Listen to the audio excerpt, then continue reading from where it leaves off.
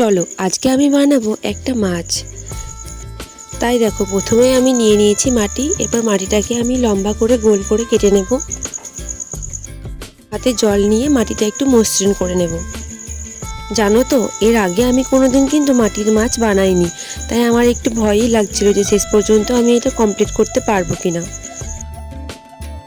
চলো চেষ্টা করে দেখা যাক হয় কিনা। তাই দেখো মাটিটা আমি ভালোভাবে কেটে নিয়েছি মাছের আকৃতি করে।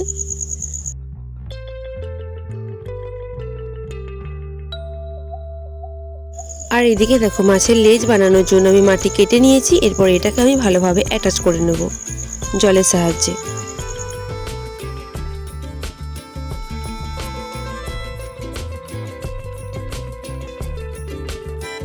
এরপর দেখো হাতে অল্প জল নিয়ে পুরোটা ভালোভাবে অ্যাটাচ করে নিয়েছি এবং একটু মসৃণ করে নিয়েছি।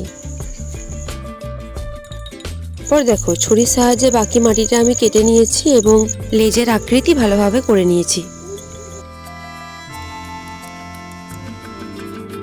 আর এরপর দেখো অল্প মাটি নিয়ে গোল করে আমি মাছের চোখ করে নিয়েছি। আর এই টুলসের সাহায্যে আমি মাছের মুখটাও করে নিয়েছি।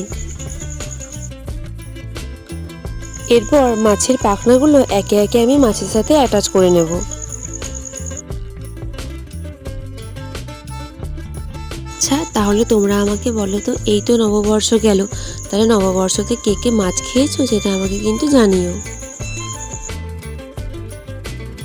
তাই দেখো মাটিটা ভালোভাবে কেটে হাতে অল্প জল নিয়ে এবং মাটি নিয়ে ভালোভাবে মাছের সঙ্গে অ্যাটাচ করে নিয়েছি।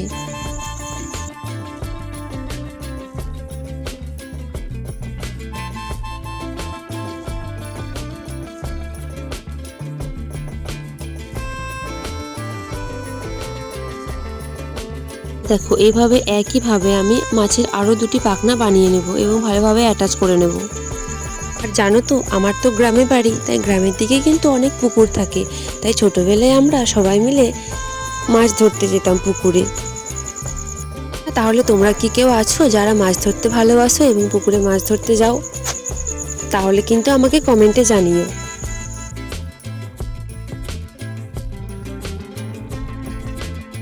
আর জানো তো, তোমরা এভাবে মাটির মাছ বানিয়ে স্কুল প্রজেক্ট হিসেবে ব্যবহার করতে পারো। এছাড়াও স্কুলে যারা পড়াতে যাও তারা টিএলএম হিসেবে ব্যবহার করতে পারো।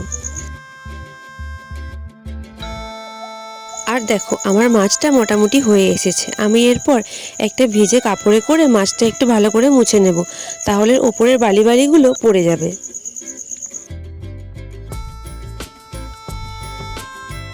এরপর এই টুলসটির সাহায্যে আমি মাছের লেজ এবং পাখনাগুলি ভালোভাবে এঁকে নেব। মাছের লেজ এবং পাখনাগুলি যেহেতু কাটা কাটা থাকে, সেটি বোঝানোর জন্য এটি করলাম। আর দেখো আমি আইসক্রিম খেয়েছিলাম, কিন্তু আইসক্রিমের স্টিকটা আমি রেখে দিয়েছিলাম, সেটা দিয়েই আমি মাছের আঁশগুলো বানিয়ে নেব। এইভাবে পুরোটাই আমি মাছের আঁশ করে নেব। জানো তো, এই মাছটি কিন্তু আমার বাড়ির লোকের খুব পছন্দ হয়েছে এবং শুকানোর পরে আমারও খুব ভালো লেগেছিল মাছটি। সবাই বলছিল মাছটা কেটে রান্না করে দিতে, কিন্তু এটা তো মাটির মাছ, তাই এটা তোমরা খেতে পারবে না। এটা তোমরা তোমাদের বাড়িতে সাজিয়ে রাখতে পারবে। তাহলে আমার এই মাটির মাছটি তোমাদের কেমন লাগলো কমেন্টে কিন্তু অবশ্যই জানিও। ভালো লাগলে লাইক ও কমেন্ট করে দিও আর সাবস্ক্রাইব করে পাশে থেকো। আবার দেখা হবে পরের ভিডিওতে। টাটা।